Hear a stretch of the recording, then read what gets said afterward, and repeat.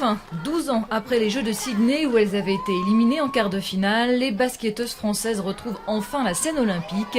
Et à l'image de Sandrine Grudal à Tony Parker au féminin, elles savourent leur plaisir. C'est un accomplissement dans une carrière d'un athlète, c'est incontournable, vraiment, c'est un rêve. Et c'est vrai que c'est un rêve qui devient réalité. Et on ne pense même plus à Beijing qu'on a raté, on pense à l'heure actuelle, au fait qu'on y va et que c'est que du bonheur, quoi, c'est que du plus. Si le rêve est devenu réalité pour les Bleus, c'est en grande partie grâce à Pierre Vincent qui a repris l'équipe en main il y a 5 ans. Les Françaises ont même été sacrées championnes d'Europe en 2009.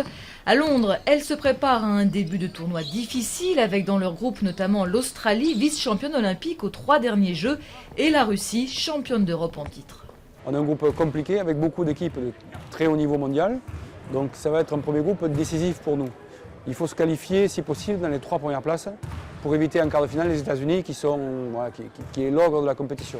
Derrière les États-Unis, a priori donc inaccessibles, la France a une vraie carte à jouer à Londres. Elle peut grimper sur le podium grâce notamment à la solidité de sa défense et à ses qualités athlétiques.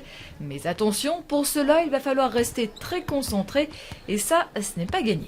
Quand on prend uniquement la compétition, je parle au niveau basket, ça reste un championnat du monde. Voilà, à peu près, c'est pratiquement les mêmes équipes que l'on peut rencontrer dans un championnat du monde.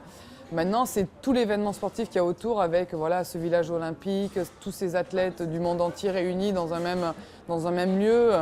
Donc ça va être beaucoup d'effervescence autour et ça va être, je pense, un point important à savoir se concentrer.